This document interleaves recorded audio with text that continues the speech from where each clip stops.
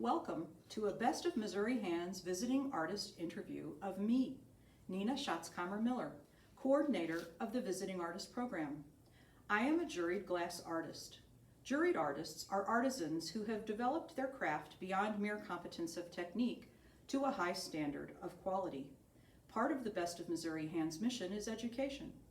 We ask juried members to participate in educational endeavors, such as our Visiting Artist Program. This program sends juried artists into schools for classroom presentations. When in-person visits aren't feasible, teachers can arrange for Zoom presentations. Artists show samples of their work and talk about their process. Sometimes they bring a project for students to complete. This interview is like what an artist might discuss in the classroom, but in more detail. To learn more about visiting artists, please visit our website, bestofmissourihands.org. I use special fusible glass that comes in many forms. Sheets. This is a small portion of a very large sheet of glass. It comes in noodles and stringers, which look like spaghetti. And it comes in powdered form, which is called frit. And the frit comes in several different grinds: powdered, medium, and more coarse. I reverse engineer things. That is, I decide what I'd like a piece to look like.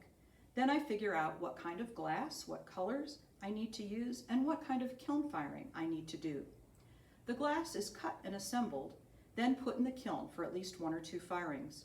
Often the last firing is in a ceramic or steel mold, and the glass takes the shape of it as it heats and softens.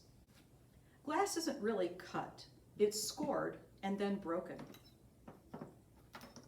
Here's a piece of glass and a glass cutter, which isn't really a cutter at all. It has a wheel on the end that scores or makes a little line in the glass.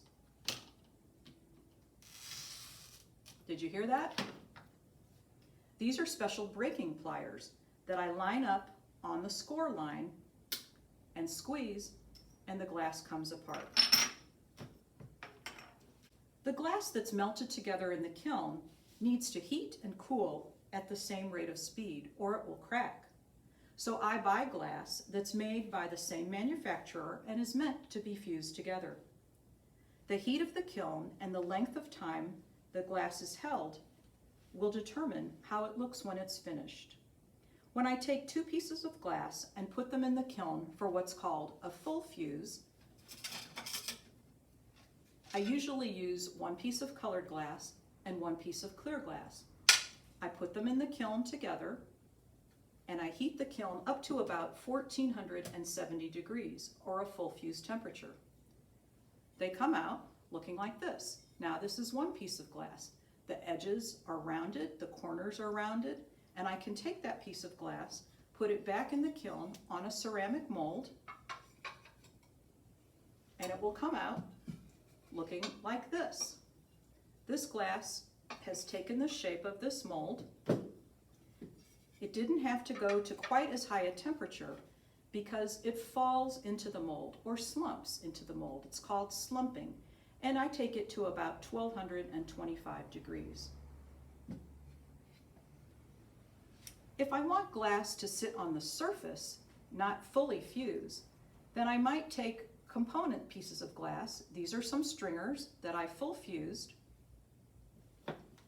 And here are 2 pieces of glass, clear glass, colored glass. I full fuse those and full fuse that. Then I put them together and I take them to about 1360 degrees, or a tack fuse temperature. And the glass stays on the surface, but the edges were already full fused. The final step is to take that piece, put it in a ceramic mold, and it will take the shape of that mold. Since that goes to about 1225 degrees, the glass on top stays with its texture, and the dish just takes the shape of the mold.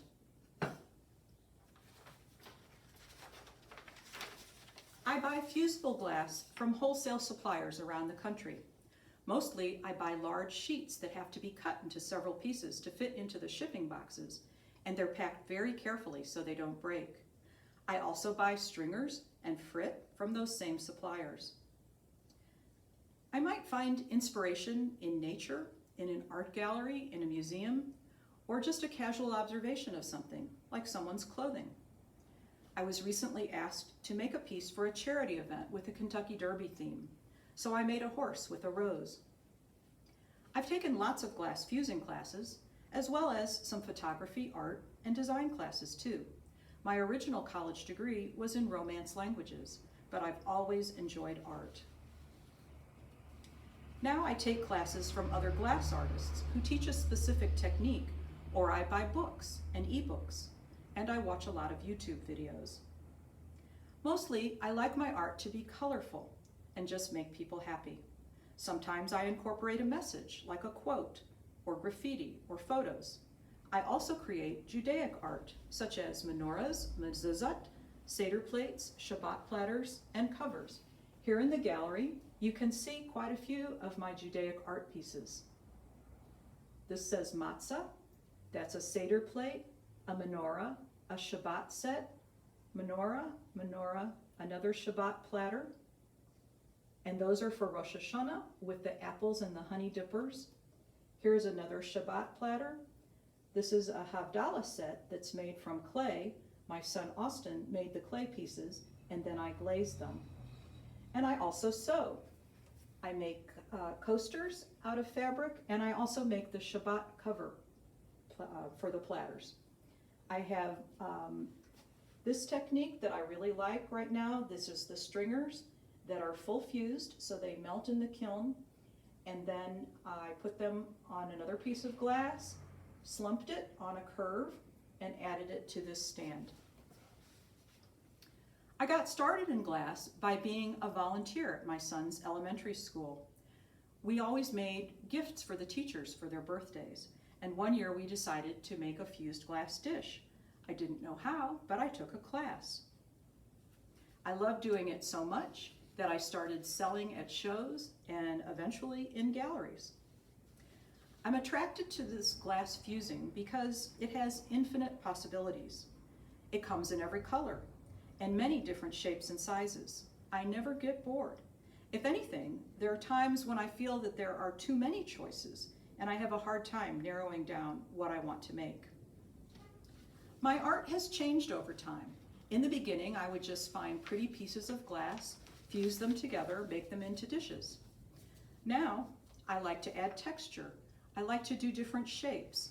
I incorporate more into my glass, like stencils or painting. I use stamps. I use decals. I've even learned how to do linocut printing. And there's much more yet to learn. I belong to several Facebook groups of glass artists. We discuss what we make. We show photos to each other. We get help with questions and problems. I love seeing what other artists all over the world are making. And I'm often inspired to try to do something or learn how to do something similar. I take classes to learn particular techniques. I go to art shows. Before COVID, I participated in lots of art shows during the year, and I might go back to them as they start up again. I also sell in local galleries, Artisans in the Loop, where I'm shooting this video today, the Webster Arts Boutique, and the Jacoby Art Center. I like to enter pieces into exhibits, and I've been a guest artist at other galleries. I also sell pieces on Amazon and Etsy. I'd like to think that collectors of my art think that it's colorful and sometimes complex. It makes them happy to look at it. Sometimes it reflects their faith. For me, success as an artist is when I see that something I've made makes someone happy. It also makes me happy when something that was very challenging to engineer comes out just the way I hoped. The best part of being an artist is being able to create something from start to finish, bringing it to life. I like to talk to people about what I've created and how I did it. The worst part is comparing my work to other people and worrying that it doesn't stack up.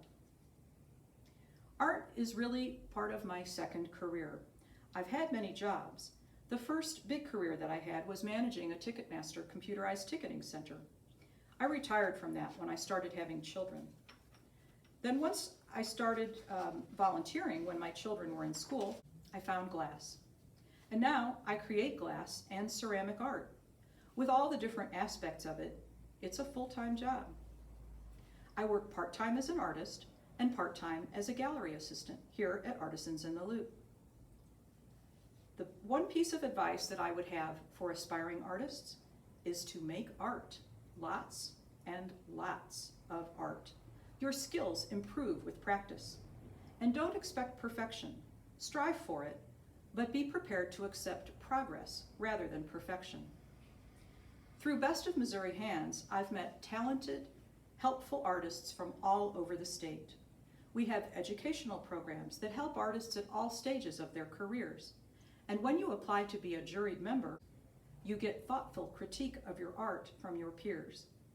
If accepted, you get a web page to show your work and talk about yourself. Plus, you have the privilege of going into classrooms or making videos such as this through the Visiting Artist Program. I call my glass art company Fab for Fused Glass, F-A-B-B, the number 4, and Fused Glass. The website is fab4fusedglass.com. At one time, we had 4 cats that we called the Fab Four: Freddie, Amy, Beth, and Blackjack. Sadly, Freddie and Blackjack both died last year. Jack was 21. And Freddie, Amy, and Beth, who are all siblings, Freddie was 14 when he died, and Amy and Beth are now 15. I've recently started doing ceramics, and my son Austin is also a ceramic artist. So I'm wondering if I should add "and ceramics" to my business name. My Instagram name is Nina Miller 36. My birthday is March 6th. And my Facebook page is facebook.com/fab4nina. When I'm not creating art, I love to read, go for walks, watch TV, play solitaire and word games on my iPad, scroll through Facebook and Instagram looking for cute cat and dog videos. And when I can, I visit my oldest son Alex and his wife Laura in New York, and my middle son Drew and his girlfriend Yadira in Michigan. Thank you for joining me today in this Visiting Artist Program interview.